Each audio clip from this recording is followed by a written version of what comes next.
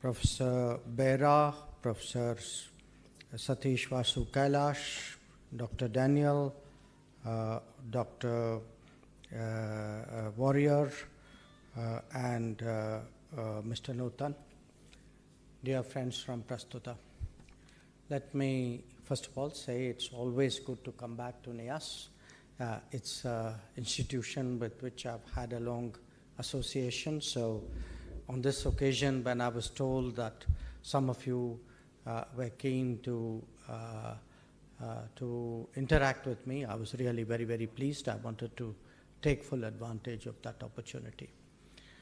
I also found it very interesting the way people on the dais were introduced, because 10 years ago, you wouldn't actually say, this is Mr. So-and-so, and he has X number of patents to his name.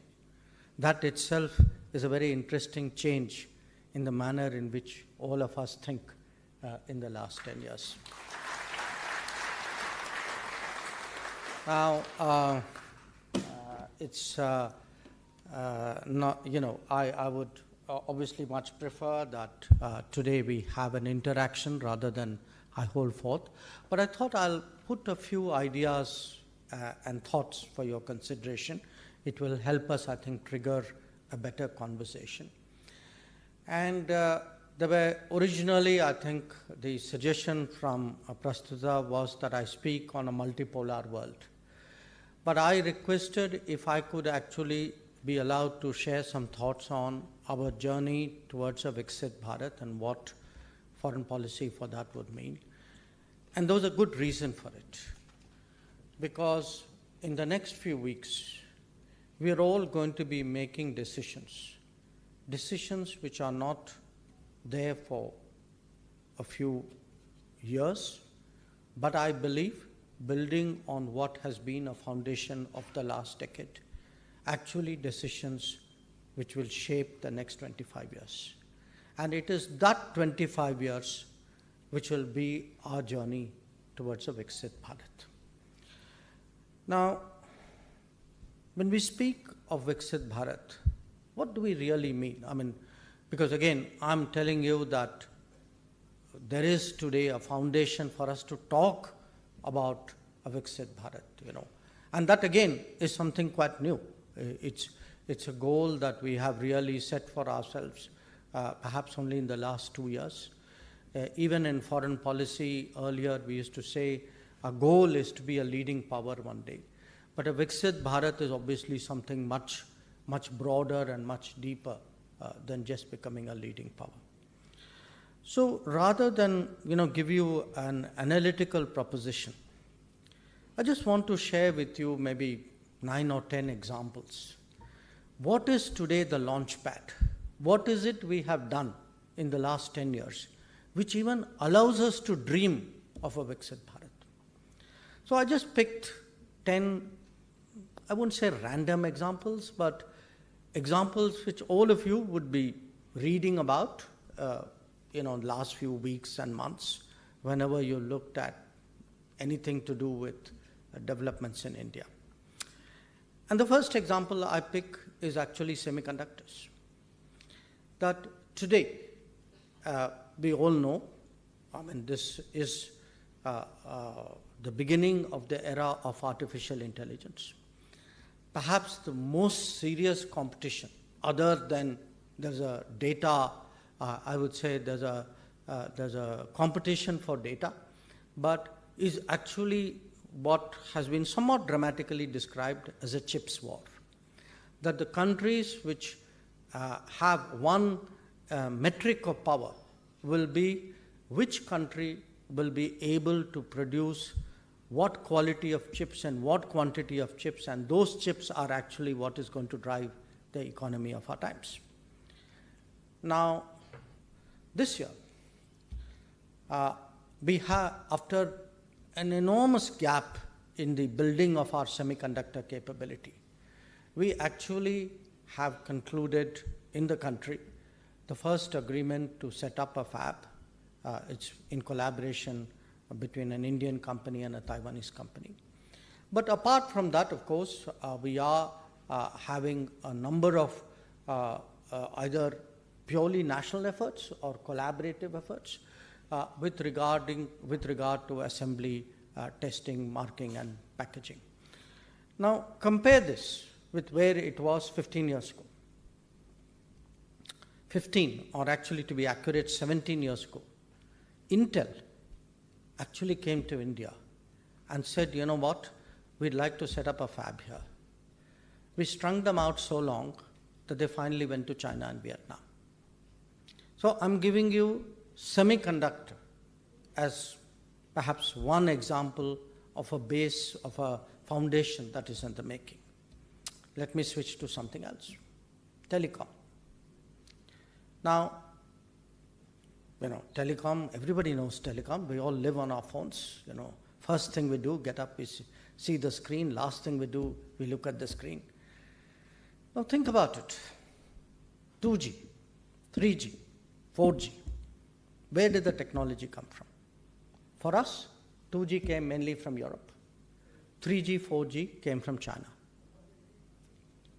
Today, we have one of the fastest rollouts of 5G deployment underway. And that 5G stack is Indian. So and it's very interesting, if you look today at which countries actually have deployable 5G stacks, it's actually Europe, China, Korea, and India. So another brick has been added to the foundation. So I think in the introduction, somebody mentioned some names associated with our space program. I would say, look at the Chandrayaan-3 mission. That for a large part of the world, quite rightly so, what we were able to do with the landing, and that too a very difficult landing, a very complex operation out here, was something really impressive. And what I often hear in the world is, okay, if you guys are capable of that, clearly this is a very different India that we are dealing with. So I'm giving you brick by brick, what are the achievements? Now, there are many more. I think, in a broad sense, the very fact today that we have put such an emphasis on Make in India. And let me tell you, after 10 years of saying Make in India, it is actually delivering. I see, for example, in defense, so many things which as a routine used to be imported. And today those same things, it's bought, without a second thought. It's like it was always there. Now, and in fact, I'm in a city which in many ways embodies Make in India. And I look at, an institution like HAL. I mention HAL because that was the reason I first came to Bengaluru. That it was, my grandfather used to be chairman of HAL, and as a child I first came to visit him in 1962. Today, that same HAL, which 5 years ago people would say is in very great trouble, we don't know how these guys are going to survive. That HAL has a full order book, and I think its share price probably is at an all-time high today. Now, I can just keep expanding it by so. One of the big complaints about India, rightly so, was about the state of our infrastructure. Foreigners used to complain, how do I come and work and invest in this country if they've got such lousy infrastructure? We would all go out and come back feeling very bad, saying, I went to Malaysia, it was great. I saw something in the Gulf, that was fantastic. Forget about Europe and America. Now, today, that very same country has shown that it is capable of making 7 to 8 new airports a year for the last 10 years running. That it is capable of building 28 kilometers of national highway every day. It is capable of building laying 14 kilometers of railway tracks every day. So if you look today really at even infrastructure, it is changing in front of our eyes. I mean, you all live in this city. You've just seen a second terminal come up in your airport. You've seen a second runway come up at your airport. So now I'm giving you, in a sense, what are efforts, you could say, which are planned, which are focused, which is a push of a government. But sometimes, actually, the real test of any system is the stress test. How does a system respond under pressure? Now, the biggest pressure that any of us have had in the last 100 years is COVID. It's actually a once-in-a-century phenomenon. The last time literally it happened, something like that happened, was the Spanish flu, almost exactly 100 years ago. Now, think about it, that a country, and this I can vouch for personally, a country in January of 2020, when we had a G20 meeting of leaders, the discussion was, there's this COVID, it's going to sweep the world, God only knows what will happen. Everybody was preparing, but the one thing which everybody else felt, if there was one country which was going to go down, that was India. It didn't have the health systems, didn't have the manufacturing, didn't have the basic protections, didn't have actually the capacity to cope. And yet, look at the next year and a half. We coped, we created systems, we created COVID centers, we did the mask production, the ventilator production, the PPE production, and we were able to ramp up our the pharmaceutical capacity. And when it came to vaccines, I mean, if you look historically at where we stood in the vaccine queue, typically vaccines came to India, I would say, the last 25% of the waiting lot. This time, actually, we were among the first to vaccinate. Not just the first to vaccinate, we finally ended up supplying vaccines to 99 countries in the world. So even now, I'm giving you the cutting edge, okay? I'm talking telecom, I'm talking semiconductors, I'm talking space, I'm talking pharma, I'm talking vaccines. But no country progresses only by the leading edge, I mean, all countries are a convoy of some kind. The last ship has to also move if the entire convoy has to move. And for many of us who perhaps have, in a way, more fortunate or who have today established positions in society, I think it's important for us also to realize what is happening in the last mile of our country.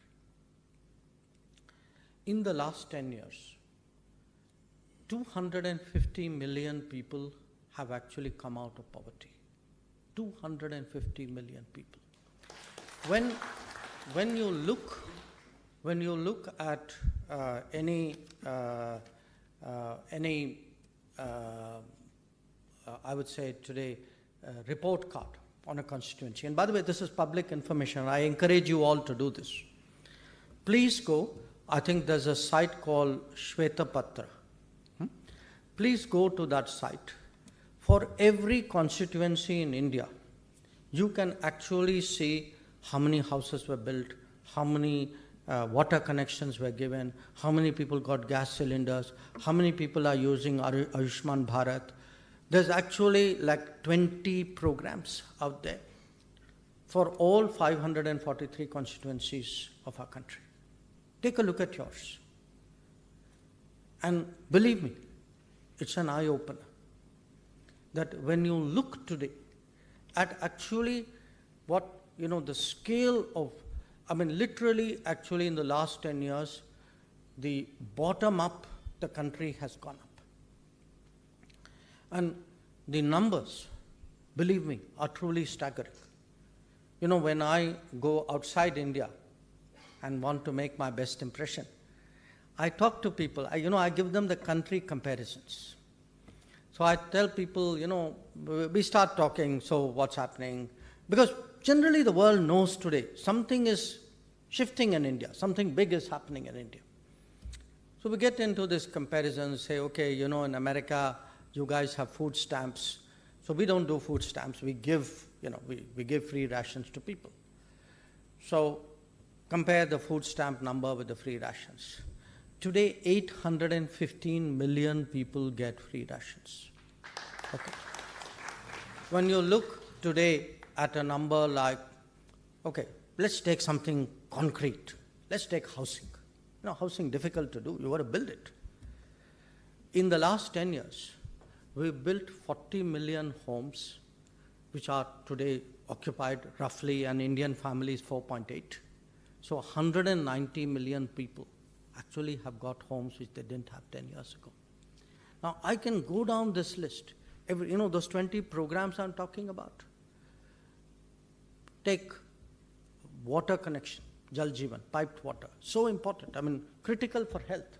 And I mean, this is a city which is very sensitive to water issues. 140 million houses have got water connections in the Jal Jeevan mission. If you look at Mudra, loans, look at Jan Dhan, in fact. Jan Dhan, about 500 million, there have been 500 million bank accounts where money has been paid into. Now, very often, these numbers are the equivalent numbers of countries, big countries, sometimes even continents. So I'm telling you all this because today it's, you know, you can say, when I say that we have a foundation really to think about a Viksit Bharat, you can't, you know, unless we first get out of poverty, we can't think about a Viksit Bharat. But you cannot focus only on poverty and say, I will not develop those leading technologies and I'll be left so far behind that having got my house in order, I'm now so far behind, I really cannot aspire to compete with the rest of the world. So what we are having is actually, if you were to, as I say, look at a convoy, no one left behind is moving the more vulnerable, the lower income people, the below poverty line people. So that change is happening out there and at different levels. And what we are often seeing, because it's the engine of technology which will actually finally propel us to go at a faster and faster speed. Now, I'm telling you what's happening within the country, but it's a globalized world. Now, you have to look at what is happening beyond our shores as well. The first thing which has actually changed is how we feel about our own people. Indians used to go abroad before. Okay, they emigrated, they went for work, they went for tourism, they went to study. Mostly, they're left with a feeling that, okay, I'm going out. I have to figure this out for myself. Which is not a bad feeling. Problem happens when you get caught up in events which are beyond your control. If you went as a student to a country, nobody told you when you're going there, oh, by the way, there might be a big war out there. Nobody told you there was a COVID coming and you would be caught in the middle of a holiday somewhere. Nobody told you you're a merchant shipping seaman and, you know, the Houthis will fire on your ship or the Iranians will take you to the port. These are things which are today happening. And again, to realize the sense of it, today there are about 17 to 18 million Indians who live and work abroad. And we have, of course, an equal number of people who are of Indian origin. I mean, they may not be a legal responsibility, but they are also there. So how do we secure Indians abroad? This is going to be an increasing concern for this country, and I'll come to it when I talk about what should be a foreign policy for Viksit Bharat. The second, of course, is, as we become bigger, as life, the world also gets more complicated, we have to make decisions, sometimes difficult decisions, in a very polarized or sometimes even conflictual world. And I can give you two or three. I mean, one which all of you are aware of, you have a Russia-Ukraine conflict. Big problem for us is the first collateral damage of that is the energy prices. Now, the energy prices actually become, in a way, a political call, that you are under pressure saying, don't do this. But if you don't do this, you are actually putting the interests of your own citizens on the line. If we had not, to be blunt, if we had bent to the pressure not to buy Russian oil, believe me, all of you would have been paying 20 to 30 rupees more per liter for the petrol that you would have been buying. Now, I'm giving you that as a very existential, practical, hitting the pocket kind of issue. I give you a second example. Some years ago, we restarted something called the Quad. Now, there was a lot of pressure from us, and frankly from China, not to go ahead. We had attempted something 10 years ago in 2007. At that time, because the 4 countries involved were not willing to collectively or individually stand up, we actually gave up on that effort. This time, we decided, no, we will stand our ground. We will not allow another country to have a veto on what are our choices and our decisions. We similarly had a very recent example in October last year, when there was the attack on Israel, the terrorist attack on Israel. Now, there were people who kind of fudged and didn't want to call a spade a spade. And the fact is, at the end of the day, it was terrorism.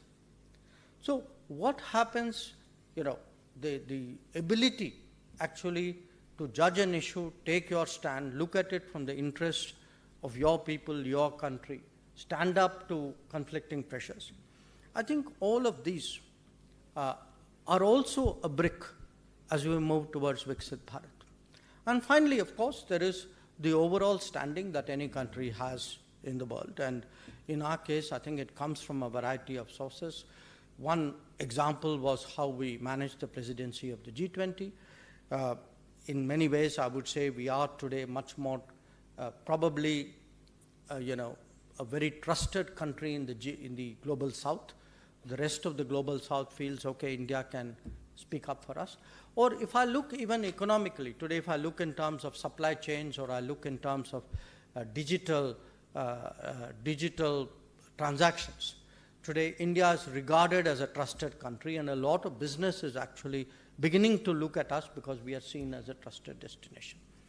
So I mention these as very practical examples because it is these kinds of examples today which give us the confidence and the courage and the ambition and frankly the practicality to think, okay, with this as a base in 2024, between now and 2047, how do I actually move towards becoming a developed society?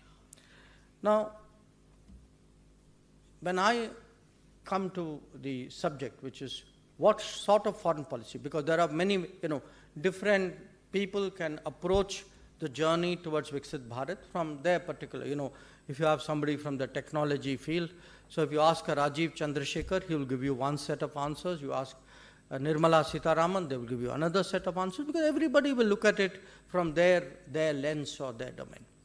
So I want to give you, in a way, what should foreign policy be doing in order to get us to be a Viksit Bharat. So again, here I've summed it up with a, I'm kind of partly simplifying it, but I think for purposes of discussion, that is useful. First of all, I think we need to build, reinforce very deeply our reputation as a democracy that delivers. And I say this very consciously because this is a moment when all of us are going to be making decisions which will validate the proposition that we are a democracy that delivers. Why do I say a democracy that delivers? For two reasons. One, there's been a pervasive, I don't want to say myth, but a belief in many sections that actually if you really want to see great change, transformation, you need, there are authoritarian models. Typically people point to China, saying, China could do this. You must all be conscious that if in your generation you are able to pull off this journey towards Viksit Bharat, you would have demonstrated that actually it is eminently possible for a democracy to also do it. And I think you have that possibility because exactly of that foundation which has been built up on the last 10 years. Now, what is key to that? Key to that is actually, frankly, good governance. That I gave you a set of numbers, infra is moving like this, pharma did this, airports were moving like that. What are the outcomes of? They're finally outcomes of good governance. That the same system, by being repurposed, by having a vision, by having a leader, by reforming itself, by, in a way, there's a rigor and a vigor in the system today. The same system, you could have built 28 kilometers of road 20 years, 25 years ago. So it is not that the country has changed. But we as a people have actually today pulled up our socks and are moving much more purposefully in a certain direction, because actually we are both the reason for good governance, and in many ways we are also beneficiaries of good governance. Now, what is key to good governance? Most of all in our country, digital. That if you look today at delivery of public goods and public services, the simplest things in your life. Last time any of you went to get a driving license? Which of you went to get a passport? Look to see any entitlement that you ever had and see the difference. Try to remember, because human beings generally, that the bad memory tends to fade away and the good reality becomes the new normal very fast.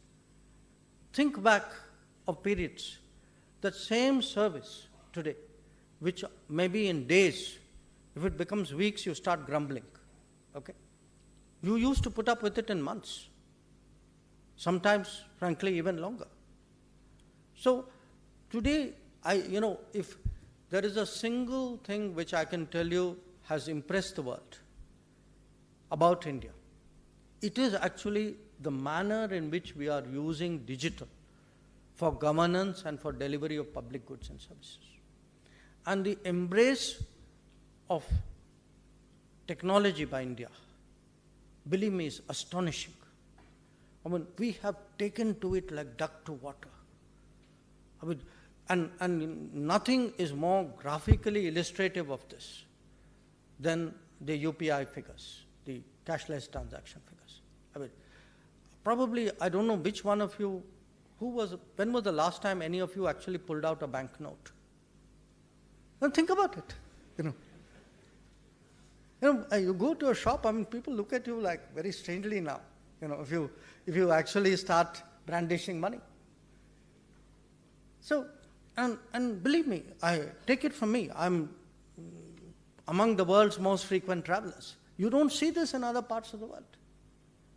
That still, people are, a lot of them are, they have either over-regulated themselves, or in some ways, they are suspicious of technology. Maybe they got stuck in a habit, it's a bit like moving to a phone, that if you went through the whole landline curve, you took a different path. If you moved from no phone to smartphone, it was a much shorter path. So that is actually today what is happening in terms of the technology embrace. And I would say today, the more we embrace technology, the faster we embrace technology, the better our governance would be. It's good for ourselves, but it will also put into our system efficiencies, which will make us competitive. And as I mentioned at the start, it will create a reputation for India and the world as a democracy that delivers. So then we come to the next step, which is, okay, so what does foreign policy do? So here today, I want to say if there has been, in a way, a shortcoming, I'm doing a kind of a self-audit here. In the last 30 years, again, if you were to compare India and China, China built up deep technology strengths, which India did not do. When we opened our economy and we started speaking about reform, yes, we reformed various aspects of our policies, you can say, of our activities, but we didn't follow it up field by field, area by area, raising our ambitions with each possible year. So China started it much earlier. China started its reforms in the 70s. It took us the collapse of the Soviet Union, balance of payments crisis, for Narasimha Rao to actually, frankly, junk the entire legacy of those who ruled before him in order to make these reforms. But post that, yes, we have done big things. I'm not, diminishing them. But if I were to say, given the fact that we were 1 billion people, this is our destiny, you can say we are moving. For that kind of country with that kind of ambition that we should have had, we actually should have moved in the direction of developing deeper technologies and making it much more pervasive. But the real issue was this. The weakness in our system was the lack of focusing on manufacturing. And even today you have people like Raghuram Rajan who argue that India should not be manufacturing. And there is a body of opinion out there. There are political people who believe that we should not be manufacturing. Now, I ask you a very basic question. Are you going to build technology without building manufacturing? Does that make sense to any of you? If you are abandoning, if you say, I'm going to be a services economy, I'm not going to do manufacturing, you're not only abdicating your manufacturing future, you're actually abdicating your technology future. So today, I would say, how to actually purpose foreign policy, to build those relationships, to create the environment where there is more manufacturing in this country, where we are actually able to leapfrog. That, there are two very interesting developments which are happening post-COVID in the world. When COVID happened, people woke up to the fact that the entire world was dependent on a single geography for 32% of global manufacturing. And when that geography choked up or decided to squeeze, everybody was at risk. So what has happened after COVID is actually an enormous effort in different geographies. Every big country and sometimes not so big countries, they are looking today to build new supply chains that they want, and they're doing, this is like business 101, that, nobody wants to be dependent on a single supplier, maybe it's on a holiday. So we have a chance today to get into global supply chains and catch the manufacturing bus which we missed in the 1990s. And it is that thinking today which has actually made the Modi government undertake something like the Production Linked Incentive Program, PLI program, to encourage, collaborators from different parts of the world. I mentioned semiconductors as an example, to look to India to partner and to find ways of doing, the kind of leapfrogging, but in a much more contemporary era, which we should have done maybe in the 1990s and the first decade of the 2000s, but which today, for the last decade, we have been trying to do. So our target today should be manufacturing, yes, obviously, the employment, employment-heavy manufacturing, build many of the traditional industries, because They are still the backbone of any economy. But also at the same time, look at these sunrise sectors. Look at semiconductors and chips. Look at, drones and space. Look at electric vehicles and battery storage.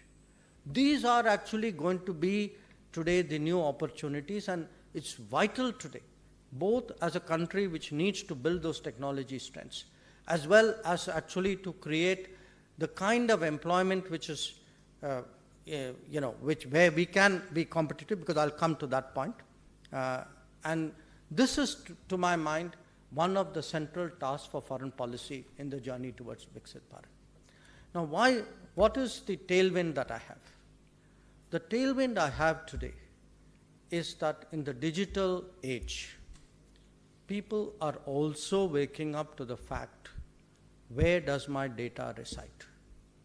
Who is harnessing my data? Who is monetizing my data? Who is deploying my data? And you have to ask yourself this question: when was the last time you worried about who was actually making your data into a product or a service or a power? And that today is also a key question for us strategically. So there is a world today, if you go into the digital domain, the two key words today are trust and transparency.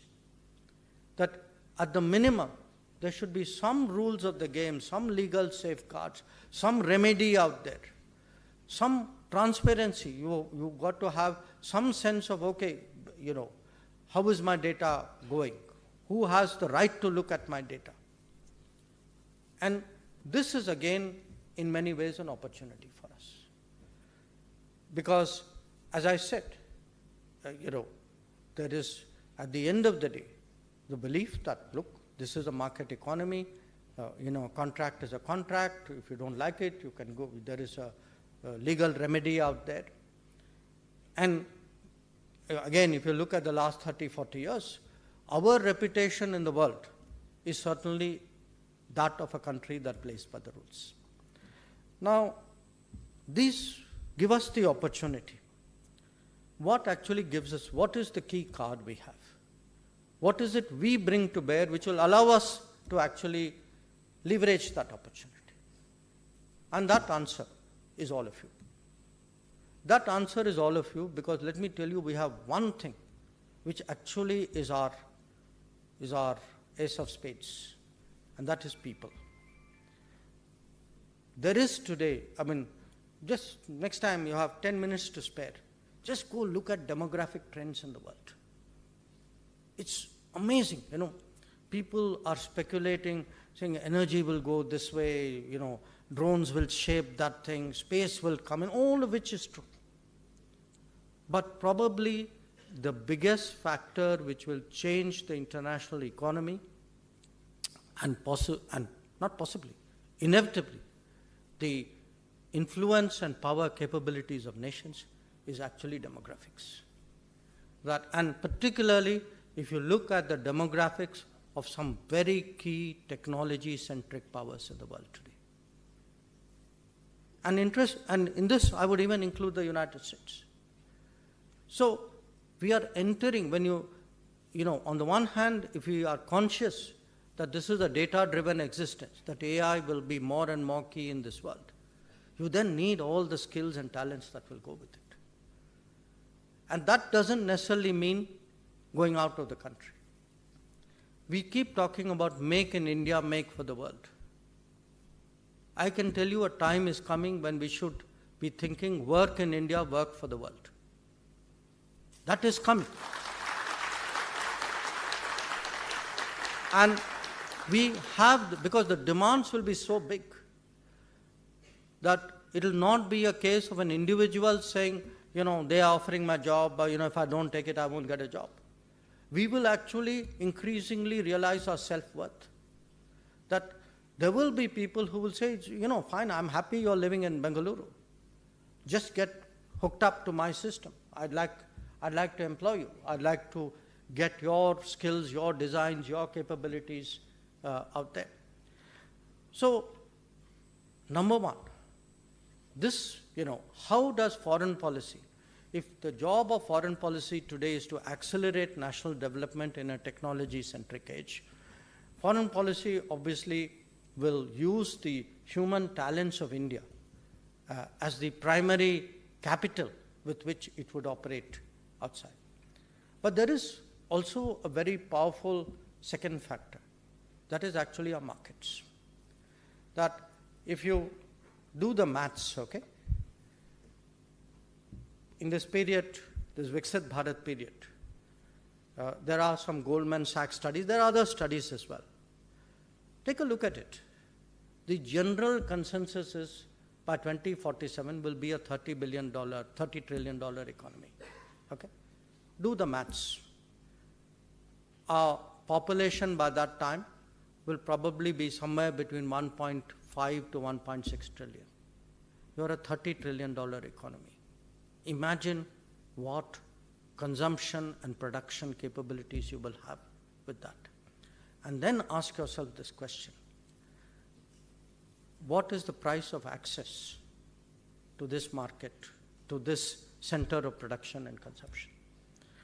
And therefore, it is important when we engage the world today that people should pay a price for accessing India, that there should be trade-offs. That's how nations grow. If you want to operate in my country, I need to see what is it you're going to give me. And which is why now if you connect the dots, connect Make in India, connect Work in India, connect access to India, we want to see more and more international technology, production, design, engineering centers come to this country. And we are very confident that if we have a strong enough government, because again, a lot of it is willpower, okay? A lot of it is self-confidence. I mean, you have to go up against the best people in the world and say, okay, we know that's a great thing you have an offer there, but these are our bottom lines. And these bottom lines, you want to do business with us? These are some of the things you need to take into account. So we have today the ability, we are building the ability today to negotiate with the world, to get the best for our citizens. So when we put forward, a vision saying, okay, next 25 years, this is what we're going to do. This is just not nice words which somebody with a skill for writing has devised. These are actually well thought through ideas on which we spend a lot of time. We constantly keep strategizing. We ask other people. We look at the experience of other people. And today, we have that sense of confidence that given how much change we actually can feel that momentum, as I said, the bottom-up momentum which today is taking this country forward. This is actually what is going to get us to Viksit Bharat. There are, of course, two other issues. I don't want to dilate on it because I like to leave time for questions. I think in that journey, obviously one very important part of it is how do we secure ourselves and how do we shape, the larger global issues. I think that's a subject in itself. If you have questions, I'd be happy to respond to that. And then, of course, there is a question which the world will rightly ask itself. The world will rightly ask itself, so what kind of power will India be? 10 years ago, the world had no reason to ask this. Because 10 years ago, we were number 11 in the list of economies. In the next few years, from number 5 currently, we'll be number 3. If you are 3, if you are 3, there are then only 2 places to go up, okay? If you are 3 pushing to go up, believe me, the world will spend more and more time and effort trying to understand, okay, who are these guys? What are they going to be like? What happens when they get more powerful? And here, there will be these debates. You read about it, are we democracy, are we West, are we South? Bottom line, at the end of the day, people will try all sorts of definitions at us. Many of these definitions may be true, at least partially. But at the end of the day, I would say eventually we will be sui generis, that we will be an India that is us. And that is why, in the book that I have just brought out, I have made this point that we will be an India that is more Bharat. That we will be a civilization, that it is not just technology that we will bring to the table. We will actually also bring an enormous heritage and, I would say in a way, a wisdom of tradition. That, finally a country which has existed, a society which has existed for thousands of years, knows many things and intuitively and actually has, a value which much more recent societies perhaps have not matured to that point. So this will also be a debate as we move towards Viksit Bharat. And our effort really would be, how do you build the best brand? How do you have the maximum number of partners? How do you have the minimum amount of problems? How do you actually, how are you, in a sense, proud of or conscious of, aware of everything you are, but yet it is a positive sentiment that, to me, being nationalist is not being against internationalism. We are not the West which sees this as a dichotomy. That, even if you see the last 10 years, the more we have progressed, actually the more we have committed ourselves to the world. So I would suggest to you that, as a group of people who are interested in the sort of the long-term future of India, we also need to give thought to what kind of power will we be. It's something which can actually be fleshed out. There's a lot of thinking, I think, that needs to go into it. So these were some of the thoughts I had. I thought it would be a good idea to present them before you. And I believe we have some time, so I'd be happy to respond to any questions or comments you have. Thank you very much.